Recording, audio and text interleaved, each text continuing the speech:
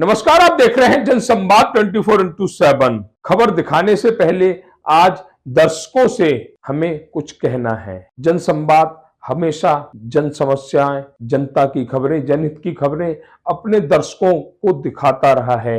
कभी किसी भी खबर की सच्चाई से मुंह नहीं मोड़ा है। खबरों को और जनसंवाद मीडिया एसोसिएशन को आगे ले जाने के लिए हमें आर्थिक सहयोग की जरूरत है, क्योंकि कोई भी संस्थान या कोई भी चैनल बिना आर्थिक सहयोग के अपने कदम आगे नहीं बढ़ा पाता। जिसके लिए आज हम दर्शकों के साथ अपना फोन पे नंबर शेयर करेंगे, जिसको जैसी श्रद्धा हो वैसा सहयोग करे। तो आइए चलते हैं खबरों की तरफ। महाराजा अग्रसेन की भव्य शोभा यात्रा के बाद माथुर धर्मशाला में एक जनसभा का आयोजन हुआ।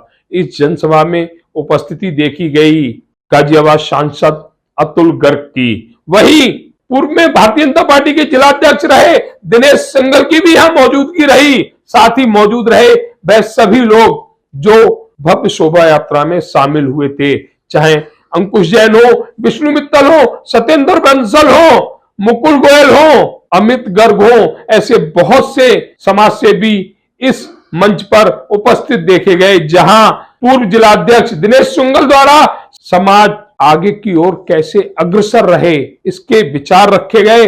भाई उन्होंने बताया कि वैश्य समाज को अगर राजनीति में आगे बढ़ना है तो अपनी जिम्मेदारी निभानी होगी। उन्होंने स्पष्ट लफ्जों में कहा कि जैसी जिसकी भागीदारी रहेगी उसकी उतनी हिस्सेदारी, और कहीं ना कहीं उनकी बात सत्य साबित हो रही थी, क्योंकि देखा गया मंच से बहुत से चेहरे गायब हो गए थे। भोजन शुरू हो गया था तो लोगों ने यहां वैश्य समाज के पुरोधाओं को सुनना उचित नहीं समझा। वही अगर हम बात करें वैश्य समाज के इस सम्मेलन की या भव्य शोभा यात्रा के बाद हुई जनसभा की, तो बहुत से वैश्य समाज के चेहरे नदारद दिख रहे थे। आखिर वह कौन से कारण थे?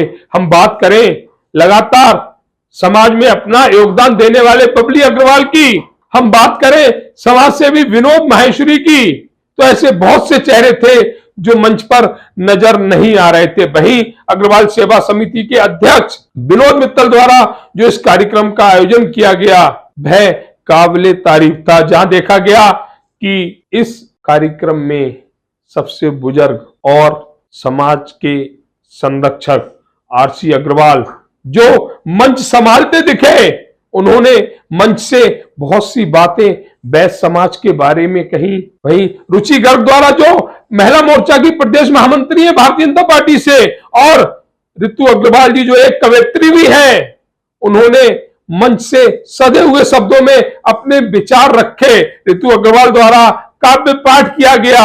ऐसे बहुत से वक्ताओं ने अपने विचार रखते हुए वैश्य समाज को आगे कैसे ले जाएं ऐसी बातें कही। देखिए इस पर ये विशेष कवरेज। महाराजा अग्रसेन के जन्मोत्सव के उपलक्ष्य में आज एक लोनी के अंदर शोभा यात्रा निकाली गई थी, जिसमें वैश्य समाज के बहुत बड़े बड़े प्रोधा यहाँ पर एकत्रित हुए, उपस्थिति अपनी दर्ज कराई। अगर हम बात करें इसमें रुचि गर्ग जी की, जो प्रदेश महिला मोर्चा से प्रदेश मंत्री भी है, सबसे पहले उन्हीं से बात करेंगे। कहते हैं कि मातृशक्ति जिधर चलती है जमाना उधर चलता, तो सबसे पहले हम मातृशक्ति से ही बात करेंगे। मैम, आज के इस कार्यक्रम में आपका आगमन हुआ वैश्य समाज द्वारा, एक बहुत बढ़िया, और ये कहूंगा कि पहली बार लोनी के अंदर इतनी भव्य शोभा यात्रा और भव्य कार्यक्रम किया, क्या कहेंगे इसके लिए?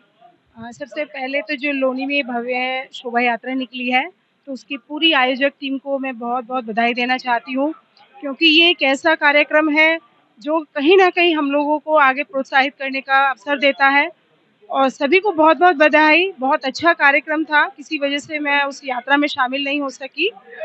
और मेरा अपनी सभी मातृशक्तियों से यही कहना है कि आप लोग भी बढ़ चढ़कर हिस्सा लीजिए, क्योंकि मातृशक्ति जो काम कर सकती है वो कोई और काम नहीं कर सकता। और मातृशक्ति जब आगे बढ़ती है ना, तो पीछे पूरा कारवां उनके साथ चलता है। तो हमारे अंदर मातृशक्ति के अंदर जो वैश्य समाज की स्पेशली मैं बात कर रही हूँ कि मातृशक्ति है, वो बहुत हिम्मत वाली है और उनके ऊपर जिम्मेदारियां भी ज़्यादा है। जैसे कि मैं अभी बोला था कि हम एक संस्कारी और एक ऐसी सभ्यता हम लोग लेकर चल रहे हैं जो दुनिया हमको देखती है।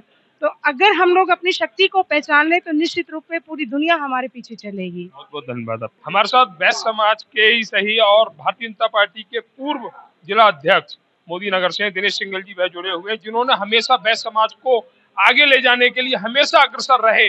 दल चाहे कोई भी हो, पार्टी कोई भी हो, उस बात से कोई फर्क नहीं। उनकी एक ही ताकत थी कि हमारा बैस समाज आगे बढ़े, और अपनी पूरी ताकत से आज भी इस कार्य को कर रहे हैं। सिंघल जी, आज बैस समाज द्वारा एक शोभा यात्रा निकाली गई, आपने यहाँ पर अपनी उपस्थिति दर्ज कराई। वैसे बैस समाज के सभी कार्यक्रमों में आप उपस्थित रहते हैं, हमने बहुत बार देखा है। इस बात के लिए आज किस कार्यक्रम के लिए क्या कहेंगे? पहले तो महेश्वरी जी, आपकी उपस्थिति के लिए बहुत बहुत धन्यवाद।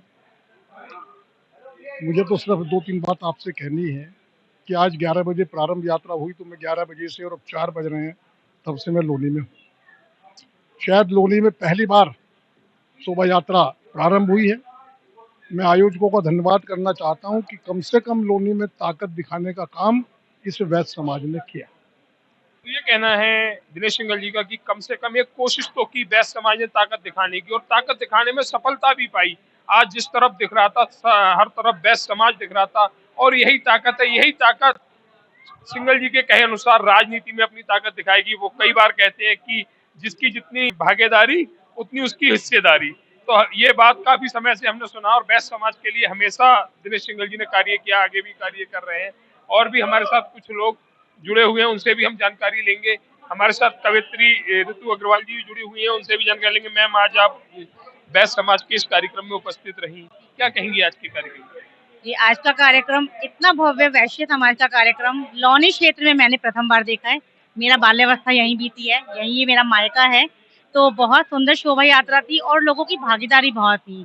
और कोई भी कार्यक्रम सफल करने के लिए लोगों की भागीदारी बहुत जरूरी है। जैसा कि अभी सभी लोगों ने कहा, मैं भी यही कहूंगी, कोई भी कार्यक्रम या कोई भी अर्थव्यवस्था, कोई भी व्यवस्था तभी सफल होती है जब उसमें हमारी हिस्सेदारी होती है। और वैश्य समाज से कहूंगी कि जिस तरह से वो दान धर्म में और अर्थव्यवस्था में अपना योगदान देते हैं, राजनीति में भी अपना योगदान दें, ताकि वैश्य समाज सबल बन सके, सशक्त बन सके। बहुत बहुत धन्यवाद आपका।